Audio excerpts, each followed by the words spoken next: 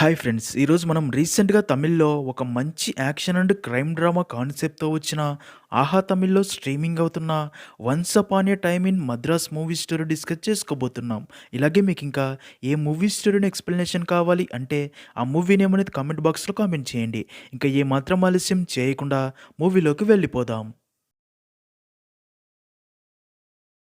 Movie start అవ్వగానే retired military officer అయిన రంగరాజన్ అనే వ్యక్తిని చూపిస్తారు. అయితే రంగరాజన్ మిలిటరీ క్వార్టర్స్‌లో ఉంటూ తన ఇంటి వెనకాల కాంపౌండ్ గోడకి ఒక పెద్ద మామిడి చెట్టు పెంచుతూ ఉంటాడు. ఆ చెట్టుకి అధిక మొత్తంలో మామిడి పండ్లు కాసి ఉంటాయి. ఇంకా మిలిటరీ క్వార్టర్స్‌కి రోడ్డుకి అవతల మద్రాస్‌లోని అతి పెద్ద స్లమ్ము ఉంటుంది. అక్కడ చాలామంది పేదవారు జీవిస్తూ ఉంటారు. అక్కడి పిల్లల కోసం ఒక స్కూల్ కూడా ఉంటుంది. ఆ స్కూల్‌లో చదివే పిల్లలందరి చూపు రంగరాజన్ మామిడి చెట్టుకు కాసిన మామిడి పండ్లపైనే ఉంటుంది. ఆ పిల్లల్లో ఒక పిల్లాడి పేరు సుదర్శన్. స్కూల్‌కి వెళ్ళేటప్పుడు, వచ్చేటప్పుడు సుదర్శన్ చూపు ఆ మామిడి పండ్లపైనే ఉంటుంది. రంగరాజన్ అది గమనించి స్కూల్ పిల్లలందరికీ వార్నింగ్ కూడా ఇస్తాడు.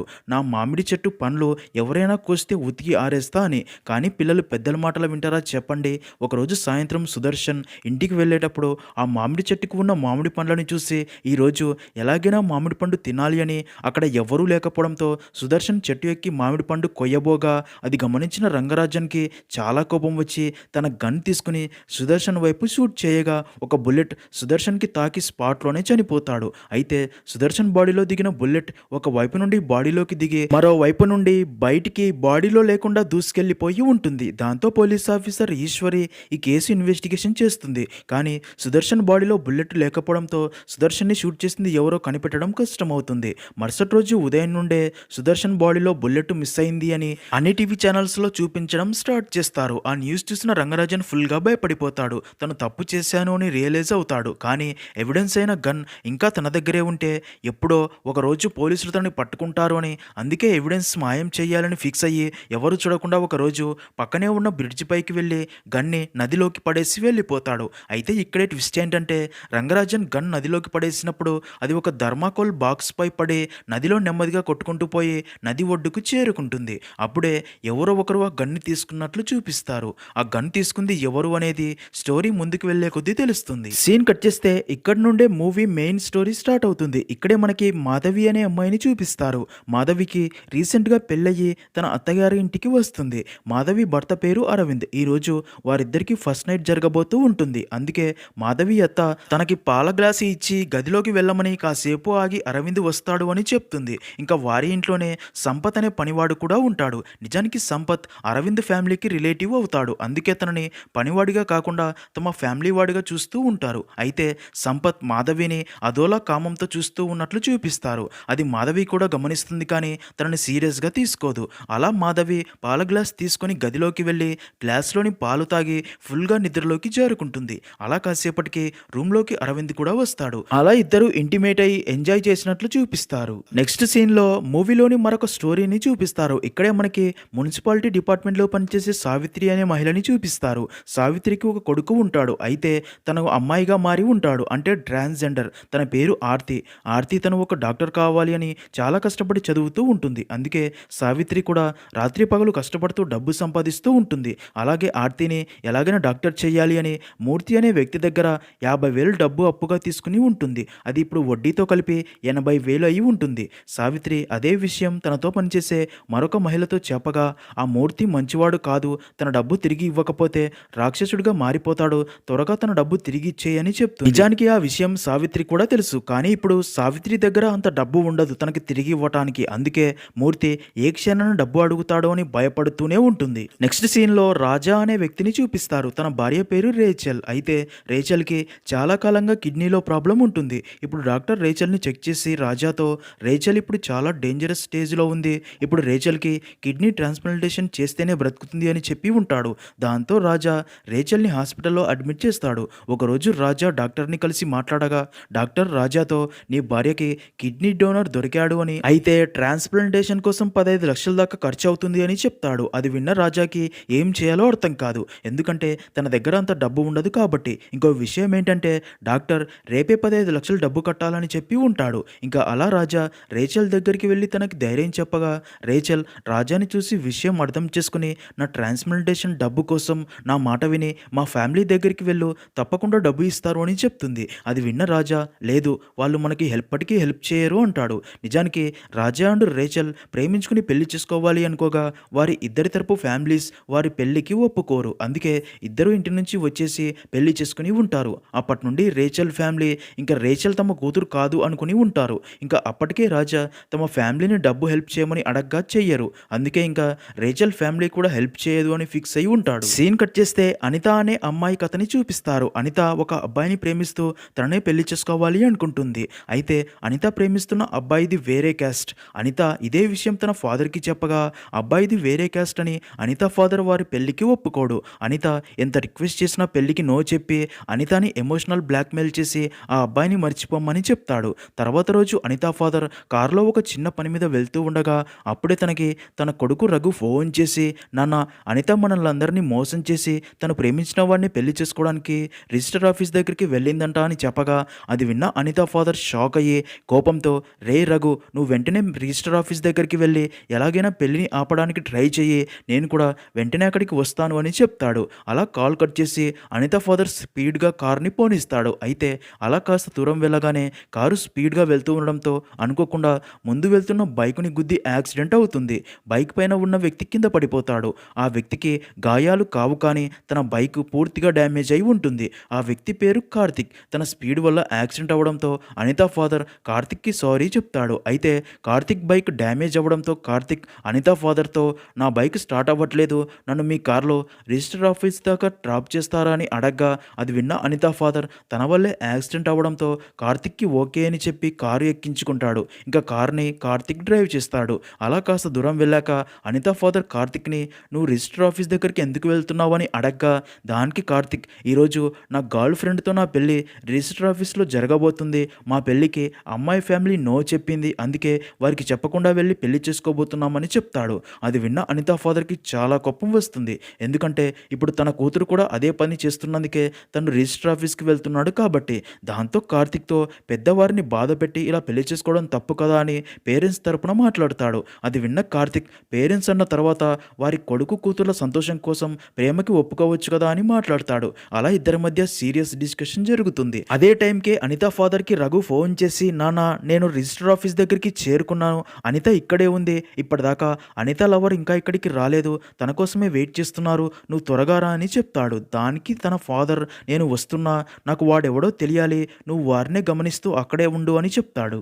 ఇదిలా ఉంటే మరో పక్క మూర్తి తన డబ్బు తనకి తిరిగి ఇవ్వమని సావిత్రి ఇంటికి వచ్చి తనని బెదిరిస్తూ ఉంటాడు. కానీ సావిత్రి దగ్గర ఇప్పుడు అంత డబ్బు ఉండదు. దాంతో సావిత్రికి ఏం చేయాలో అర్థం కాక బాగా ఆలోచించి తన చిన్ననాటి ఫ్రెండ్ అయిన జగ్గు దగ్గరికి వెళ్ళి విషయం చెప్పి హెల్ప్ చేయమని అడుగుతుంది.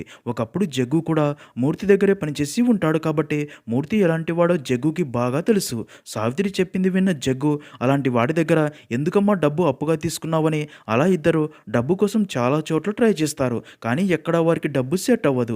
అయితే అలా ఒకరోజు సావిత్రి జగ్గు దగ్గరికి వచ్చి తనకి ఒక గన్ను చూపించి, ఇది ఒక ప్లేస్లో క్లీన్ చేస్తూ ఉంటే దొరికింది, ఈ గన్ అమ్మితే డబ్బు వస్తుంది కదా, ఈ గన్ అమ్మి ఎలాగైనా డబ్బు అరేంజ్ చేయని రిక్వెస్ట్ చేయడంతో ఆ గన్ చూసిన జగ్గు సరే అని చెప్తాడు. అలా మరుసటి రోజు సాయంత్రం సావిత్రిని కలిసి తనకి 40,000 ఇచ్చి, ఫస్ట్ ఈ డబ్బు తీసుకెళ్లి మూర్తికి ఇవ్వు, మిగిలిన డబ్బు కూడా మరికొన్ని రోజుల్లో ఇస్తా అని చెప్పు, మిగతా డబ్బు కూడా ఎలాగైనా అరేంజ్ చేద్దామని చెప్తాడు. అలా సావిత్రి ఆ డబ్బు తీసుకెళ్లి సాయంత్రం మూర్తికి ఇవ్వాలి అని ఇంటికి వెళ్తుంది. అయితే ఇక్కడే ట్విస్ట్ ఏంటంటే సావిత్రికి ఎన్నిసార్లు మూర్తి మనుషులు ఫోన్ చేసినా లిఫ్ట్ చేయట్లేదు అని సావిత్రి మీద కోపంతో సావిత్రి ఇంటికి వచ్చి ఇంట్లో సావిత్రి లేకపోవడంతో ఇంట్లోని వస్తువులన్నీ పగలగొట్టి అలాగే ఆర్తిని బలవంతంగా అత్యాచారం చేసి వెళ్ళిపోయి ఉంటాడు. అలా ఇంటికి వచ్చిన సావిత్రి ఆర్తిని ఆ పరిస్థితుల్లో చూసి షాక్ అయ్యి జరిగిందంతా అర్థం చేసుకుని తన వల్లే ఆర్తికి ఇలా జరిగిందని చాలా బాధపడుతుంది. అలాగే ఆర్తికి ధైర్యం చెప్తుంది. మరో పక్క రాజా డబ్బు కోసం చాలా ట్రై చేస్తాడు కానీ రాజాకి డబ్బు అరేంజ్ కాదు. దాంతో చివరి ఆప్షన్గా రేచల్ పేరెంట్స్ దగ్గరికి వెళ్ళి రేచల్ సిచ్యుయేషన్ చెప్పి డబ్బు హెల్ప్ చేయమని అడగ్గా రేచల్ ఫాదర్ తన కూతురు చావు బతుకుల్లో ఉంది అని తెలిసినా సరే డబ్బు ఇవ్వడానికి నిరాకరిస్తాడు. దాంతో రాజా చాలా బాధతో అక్కడ నుండి తిరిగి వచ్చేస్తాడు. తర్వాత రాజా డబ్బు కోసం తన కజిన్ దగ్గరికి వెళ్తాడు. తన కజిన్ రాజాకి కొంత డబ్బు అడ్జస్ట్ చేస్తాడు. అయితే ఆ కజిన్ వైఫ్ రాజాతో ఆ డబ్బుకి బదులుగా రాజా ఆటోని తమకి ఇవ్వాలి అనడంతో రాజాకి మరో దారి లేక తన ఆటోని వారికి ఇచ్చేస్తాడు. అలా కొంత డబ్బు సంపాదిస్తాడు. కానీ ఆ డబ్బుతో తన భార్యకి ఆపరేషన్ జరగదు అని అర్థమయ్యి అందుకే తను మళ్ళీ తప్పుడు దారిలో వెళ్ళాలి అని ఫిక్స్ అవుతాడు.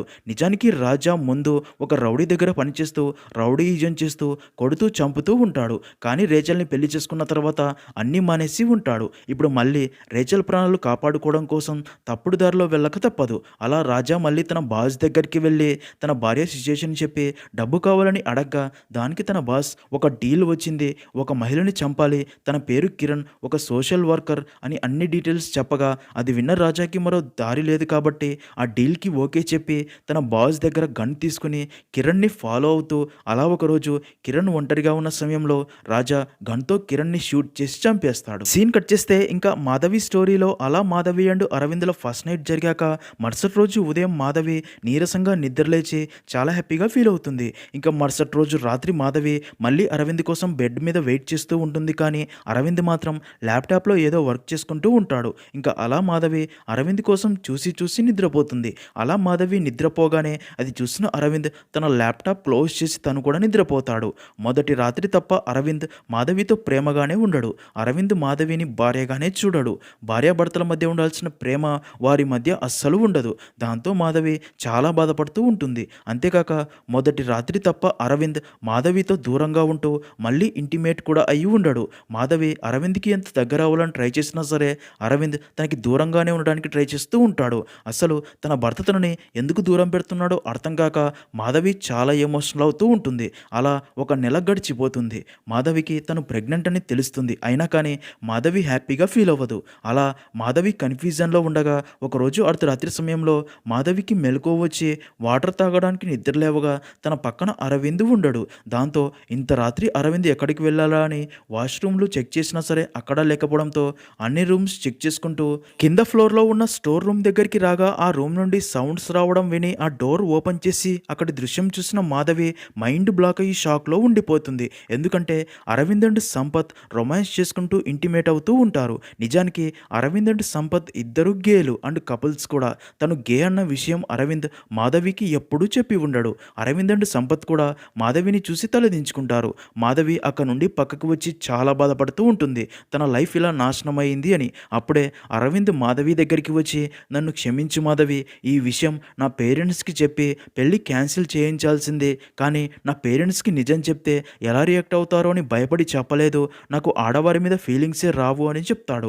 అయితే ఇక్కడే మాధవికి అర్థం కాని విషయం ఏంటంటే తన భర్త అరవింద్కి అమ్మాయిల మీద ఫీలింగ్సే రానప్పుడు తను ఎలా ప్రెగ్నెంట్ అయ్యింది అని, తన కడుపులో పెరుగుతున్న బిడ్డకి తండ్రి ఎవరు అని ఈ ప్రశ్నలకి సమాధానాలు తెలియక మాధవి కూడా షాక్లో ఉండిపోతుంది. ఇంకా అలా మూవీలోని 4 స్టోరీస్ యొక్క మొదలు చూసాం, అలాగే ట్విస్ట్లు కూడా చూసాం కదా. ఇంకా ఆ నలుగురి స్టోరీస్లో తర్వాత ఏం జరిగిందో ఒక్కొక్కటిగా తెలుసుకుందాం పదండి. ఇంకా Karthik and Anita father register ఆఫీస్కి కార్లో వెళ్తూ ఉంటారు. కార్తిక్ అండ్ అనితా ఫాదర్ మధ్య ఒకరు పేరెంట్స్ తరపున కార్తిక్ లవర్స్ తరపున మాట్లాడుతూ కొంచెం మ్యాటర్ సీరియస్ అయ్యి కాసేపటికి ఇద్దరు మళ్ళీ కూల్ అవుతారు. ఇంకా అప్పుడే ప్రేమ గొప్పదనం అనితా ఫాదర్కి అర్థమయ్యేలా చేయాలని కార్తిక్ తన లవ్ స్టోరీ చెప్పడం స్టార్ట్ చేస్తాడు.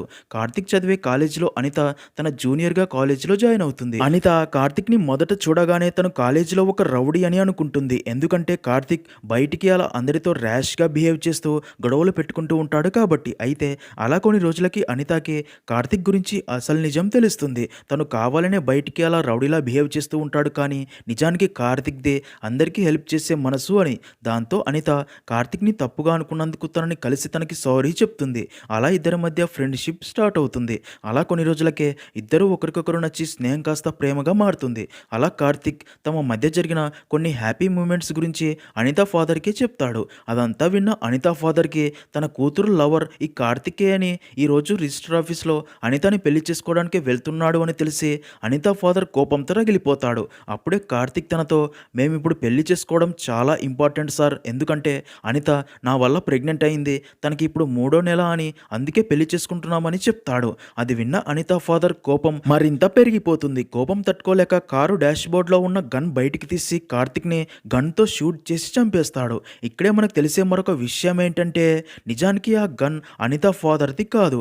కారు ట్రాఫిక్లో ఆగి ఉన్నప్పుడు కారు బ్యాక్ సీట్లో ఆ గన్ ఉండడం చూసి దాన్ని తీసుకుని డాష్ బోర్డ్లో పెట్టి ఉంటాడు. ఆ గన్ ఎవరిదో తన కారులో ఎవరు పెట్టారో కూడా అనితా ఫాదర్కి తెలియదు. కానీ ఇప్పుడు అదే గన్తో అనితా ఫాదర్ ఒక హత్య చేస్తాడు. అలా కార్తిక్ చనిపోగానే చెప్పగానే కార్తిక్ డెడ్ బాడీని కారు నుండి బయటికి తింపి అక్కడే రోడ్డు పక్కన పడేసి కారులో మళ్ళీ రిజిస్టర్ ఆఫీస్ దగ్గరికి బయలుదేరతాడు. సీన్ కట్ చేస్తే అలా అనిత ఫాదర్ రిజిస్టర్ ఆఫీస్ దగ్గరికి చేరుకొని అక్కడి దృశ్యం చూసి మైండ్ బ్లాక్ అయ్యి షాక్లో ఉండిపోతాడు. ఇక్కడే రివీల్ అయ్యే ట్విస్ట్ ఏంటంటే అప్పటికే అనిత తన బాయ్ ఫ్రెండ్తో ఆల్రెడీ పెళ్లి చేసుకుంటూ ఉంటుంది. అది చూసిన అనిత ఫాదర్ ఇతను తన కూతురి బాయ్ ఫ్రెండ్ అయితే మరి కార్తిక్ ఎవరు, తనే తన కూతురి బాయ్ ఫ్రెండ్ అనుకుని తనని చంపి పెద్ద తప్పు చేశాను అని పాపం తను తన లవర్తో పెళ్లి చేసుకోవడానికి రిజిస్టర్ ఆఫీస్కి వస్తుంటే అనవసరంగా చంపేశాను అని చాలా బాధపడతాడు.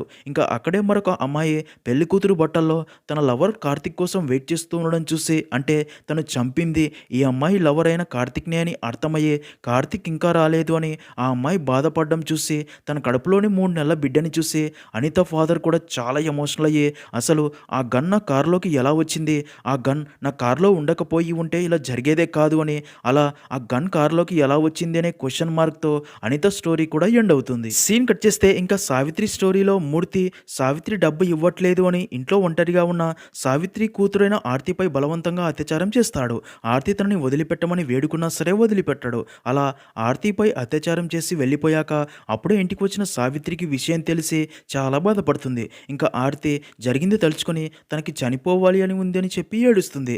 ఆర్తి బాధని చూసిన సావిత్రి నువ్వెందుకమ్మా చనిపోవాలి, తప్పు చేసింది వాడు, అలాంటి వాడు బ్రతికి ఉంటే ఇంకా ఎంతమంది అమ్మాయిల జీవితాలు నాశనం చేస్తాడో వాడిని చంపి మరో తప్పు జరగకుండా నేను చేస్తానని ఫిక్స్ అయ్యి తనకి దొరికిన గన్ తీసుకుని మూర్తి ఉండే ప్లేస్కి వెళ్తూ జగ్గుకి ఫోన్ చేసి జరిగింది చెప్పి అలాంటి వాడిని చంపకుండా వదిలిపెట్టాను, అందుకే తనని చంపడానికే వెళ్తున్నా, ఒకవేళ నాకు ఏమైనా అయితే నా కూతురు ఆర్తిని నువ్వే జాగ్రత్తగా చూసుకోమని చెప్పి కాల్ కట్ చేసి మూర్తి ప్లేస్కి వెళ్ళి మూర్తిని గన్తో షూట్ చేసి చంపుతుంది. అయితే అప్పుడే మూర్తి మనుషులు అక్కడికి వచ్చి సావిత్రిని చంపాలి అని చూడగా అప్పుడే జగ్గు అక్కడికి వచ్చి మూర్తి మనుషుల్ని కొట్టి సావిత్రిని కాపాడతాడు. అలా కాసేపటికే మూర్తి రైట్ హ్యాండ్ అయిన శివ అక్కడికి వచ్చి మూర్తి గ్యాంగ్ని కంట్రోల్ చేస్తాడు. నిజానికి శివకి మూర్తి మీద చాలా కోపం ఉంటుంది. మూర్తి ఎప్పుడెప్పుడు చనిపోతాడా, తర్వాత తన స్థానం తనకి దక్కుతుందా అని వెయిట్ చేస్తూ ఉంటాడు. ఇప్పుడు సావిత్రి మూర్తిని చంపడంతో తన లైన్ క్లియర్ అయింది అని సావిత్రి అండ్ జగ్గిని అక్కడి నుంచి పంపించేసి తర్వాత మూర్తి ప్లేస్లో తనే ఆ గ్యాంగ్కి లీడర్ అయ్యి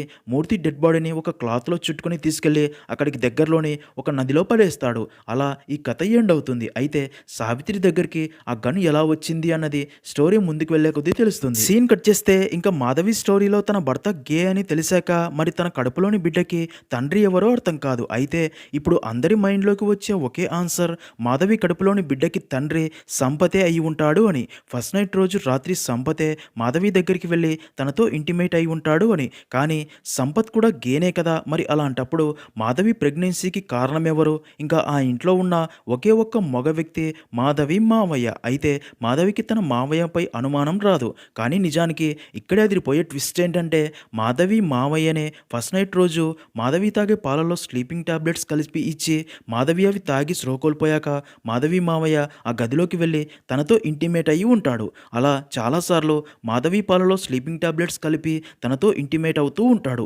ఈ విషయంలో తన భర్తకి మాధవి అత్త కూడా సపోర్ట్ చేసి ఉంటుంది. అయితే తమ కోడలితో వీళ్ళు ఎందుకు ఇలా చేస్తున్నారు అని తెలుసుకోగా నిజానికి అరవింద్ గే అని తన పేరెంట్స్కి తెలిసి ఉంటుంది. అయితే ఈ విషయం తమ రిలేటివ్స్ అండ్ ఫ్రెండ్స్కి తెలిస్తే తమ పరువంతా పోతుందని అందుకే అరవింద్ గే అని తెలిసినా సరే తనకి మాధవిని ఇచ్చి పెళ్లి చేసి ఇంకా మాధవికి ఒక బిడ్డ పుడితే అరవింద్ గే అని ఎవరికీ తెలియదు అని ప్లాన్ ప్రకారం మాధవిని ప్రెగ్నెంట్ చేయడానికి అరవింద్ పేరెంట్స్ ఇలా చేసి ఉంటారు. ఇంకా మాధవికి ఈ అస్సలు నిజం తెలిసి షాక్ అయ్యి తన కడుపులోని బిడ్డకి తండ్రి తన మావయ్య అని హాస్పిటల్కి వెళ్ళి అబార్షన్ చేయించుకొని ఇంటికి రాగా మాధవి అబార్షన్ చేయించుకుంది అని తన అత్తకి తెలిసి తప్పు చేసింది తన అత్తమామలు అయినా సరే అబార్షన్ చేయించుకొని మా పరువంతా తీయాలి అనుకున్నావని తనని బాగా కొడతారు. దాంతో మాధవికి చాలా కోపం వచ్చి తన హ్యాండ్ బ్యాగ్లో గన్ను ఉండడం గమనించి ఆ గన్ బయటికి తీసి తన అత్తమామల్ని షూట్ చేసి చంపుతుంది. అయితే ఈ స్టోరీలో కూడా మాధవి బ్యాగ్లోకి ఆ గన్ ఎలా వచ్చిందో తెలియదు. దీనికి సమాధానం చివరిలో తెలుస్తుంది. సీన్ కట్ చేస్తే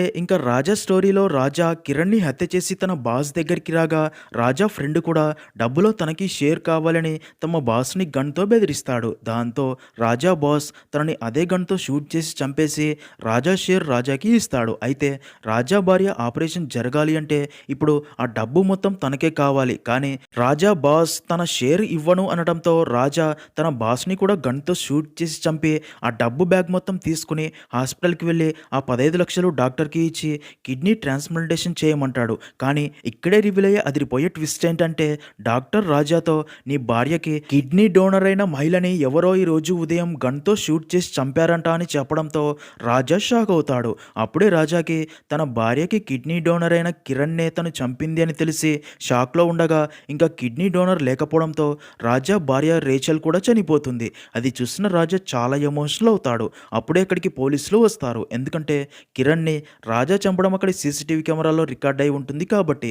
అందుకే తనని అరెస్ట్ చేయడానికి అక్కడికి వస్తారు. అయితే రాజా పోలీసులను చూసి తన దగ్గర ఉన్న గన్‌తో వారిని షూట్ చేయాలి అనుకోగా పోలీసులే రాజాని షూట్ చేసి చంపేస్తారు. అప్పుడే తన చేతిలోని గన్ కింద పడిపోతుంది. ఇంకా ఈ 4 కథల్లోని వారి దగ్గరికి ఆ గన్ ఎలా వచ్చిందో చూద్దాం పదండి. మూవీ స్టార్టింగ్‌లో రంగరాజన్ ఎవిడెన్స్‌లు పోలీసులకి దొరకకుండా ఆ గన్ నదిలో పడేస్తాడు కదా! అది థర్మాకోల్ బాక్స్‌పై పడి అలా కొంత దూరం వెళ్లి నది ఒడ్డుకు చేరుకోగా అక్కడ క్లీన్ చేయడానికి వచ్చిన మున్సిపాలిటీ డిపార్ట్మెంట్‌లో పనిచేసే సావిత్రి ఆ గన్‌ని చూసి తన దగ్గర పెట్టుకొని ఉంటుంది. అదే గన్‌తోనే మూర్తిని షూట్ చేసి చంపి గన్ అక్కడే వదిలేసి వెళ్తుంది. ఇంకా మూర్తి రైట్ హ్యాండ్ అయిన శివ మూర్తిని చంపిన కేసులో ఎవిడెన్స్ అయిన ఆ గన్ తన దగ్గర పెట్టుకొని బాడీని నదిలో పడేసి ఉంటాడు. ఒకరోజు శివ అండ్ గ్యాంగ్ కారులో వెళ్తూ ఉండగా పోలీసులు వెహికల్స్ అండ్ మనుషుల్ని చెక్ చేస్తూ ఉండగా అది గమనించిన శివ మూర్తిని చంపిన తన దగ్గర ఉన్న అదే గన్నే అక్కడే ఆపి ఉన్న అనిత ఫాదర్ కారు బ్యాక్ సీట్లో పడేసి వెళ్తాడు. రిజిస్టర్ ఆఫీస్కి వెళ్తున్న అనిత ఫాదర్ ఆ గన్ చూసి ఎవరిదో అని తన డాష్ బోర్డ్లో పెట్టుకొని వెళ్ళగా అదే గన్తోనే కార్తిక్ని షూట్ చేసి చంపేసి ఉంటాడు. అలా రిజిస్టర్ ఆఫీస్ దగ్గరికి చేరుకున్న తర్వాత అక్కడికి Anitha father car driver keys ఇప్పించుకోవడానికి వచ్చి కారు అక్కడ నుండి తీసుకెళ్తూ డాష్ బోర్డ్లో ఉన్న గన్ని చూసి దాన్ని తీసి తన దగ్గర పెట్టుకొని ఉంటాడు. ఈ డ్రైవర్ ఎవరో కాదు రాజా ఫ్రెండే. తనే ఆ రోజు తనకి ఆ డబ్బులో షేర్ ఇవ్వను అనడంతో తన బాస్ని షూట్ చేయాలి అనుకోగా తన బాసే ఆ గన్ లాక్కొని తనని షూట్ చేసి చంపేస్తాడు. తర్వాత తన భార్యని కాపాడుకోవడానికి మొత్తం డబ్బు తనకే కావాలి అని రాజా అదే గన్తో తన బాస్ని షూట్ చేసి చంపి ఉంటాడు. ఇంకా డబ్బు తీసుకొని పోలీసులు తనని పట్టుకోకూడదు అని హాస్పిటల్కి వచ్చి అక్కడే కూర్చొని అబార్షన్ చేయించుకోవడానికి వెయిట్ చేస్తున్న మాధవి హ్యాండ్ బ్యాగ్లో ఆ గన్ని పడేయగా అదే గన్తోనే మాధవి ఇంటికి వచ్చి తన అత్తామామల్ని షూట్ చేసి చంపి ఉంటుంది. అలా అక్కడితో మూవీ అనేది ఎండ్ అవుతుంది.